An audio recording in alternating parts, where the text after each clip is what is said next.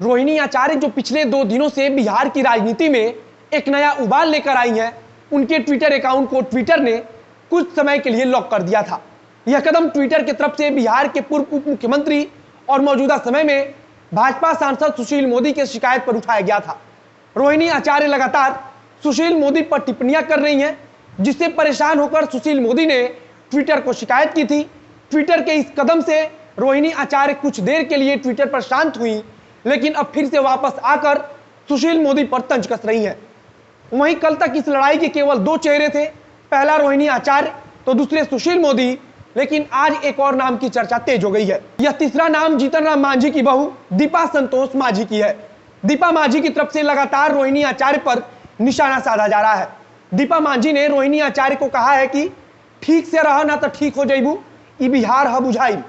पिछले एक दिन में रोहिणी आचार्य और सुशील मोदी के बीच क्या कुछ हुआ, दीपा मांझी किस प्रकार से रोहिणी आचार्य को निशाना बना रही हैं, इन सब पर आगे चर्चा करेंगे। नमस्कार, मेरा नाम है मोहित कुमार सिंह और आप देख रहे हैं जनता जंक्शन का विशेष कार्यक्रम एक्सप्लेनर।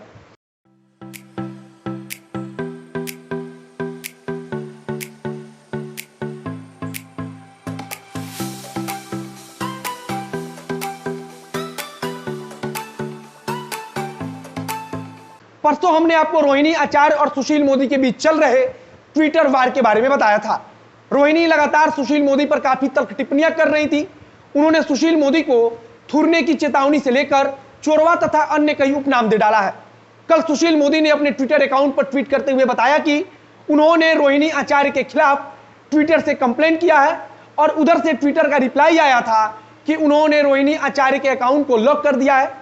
ट्विटर की तरफ से कहा गया कि उन्होंने रोहिणी आचार्य के कुछ ट्वीट्स को पाया है जो ट्विटर के नियमों को तोड़ रहे हैं और इसलिए उनके अकाउंट को लॉक किया जा रहा है।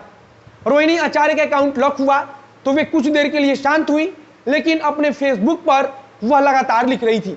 इधर रोहिणी आचार्य को जवाब देने के लिए जीतन राम मांझी की बहू दीपा मांझी ने भी तैयारी कर ली। दीपा मांझी ने रोहिणी आचार्य के एक ट्वीट पर लिखा कि 15 साल में तोहर अम्मा पापा कौ प्लांट लगैलन है हो, सिंगापुरिया जाली डॉक्टर, चोरी डकैती करके डॉक्टर बनलू और दूसरा के ज्ञान सिखा रहल बाड़ू। ठीक से रह ना तो ठीक हो जाइबू, ई बिहार ह बुझाइल।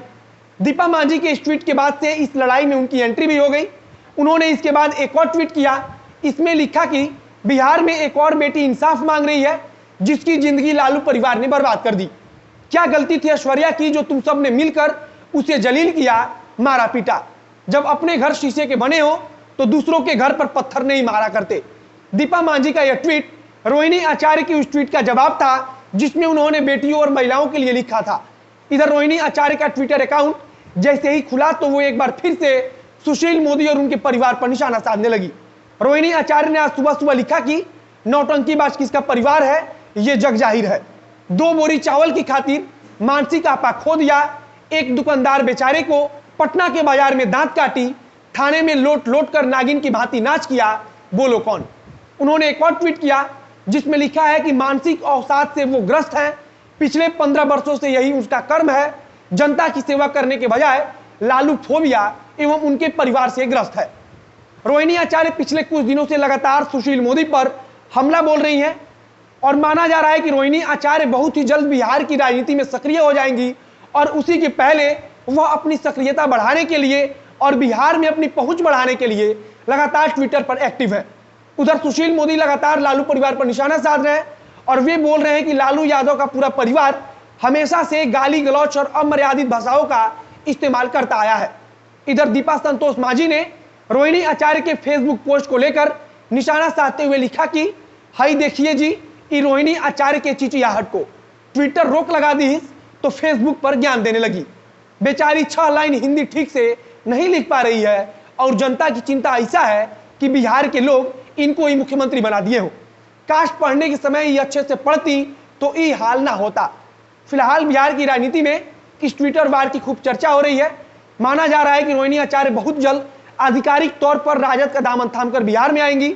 सत्ताधारी पक्ष की तरफ से लगातार आरोप लगाया जा रहा है कि रोहिणी आचार्य अमर्यादित भाषा का प्रयोग कर रही हैं, लेकिन इन सबको दरकिनार कर रोहिणी आचार्य लगातार निशाना साध रही हैं। फिलहाल इस वीडियो में बस इतना ही। आगे जो कुछ नया अपडेट आएगा उसे हम आप तक पहुंचाते रहेंगे।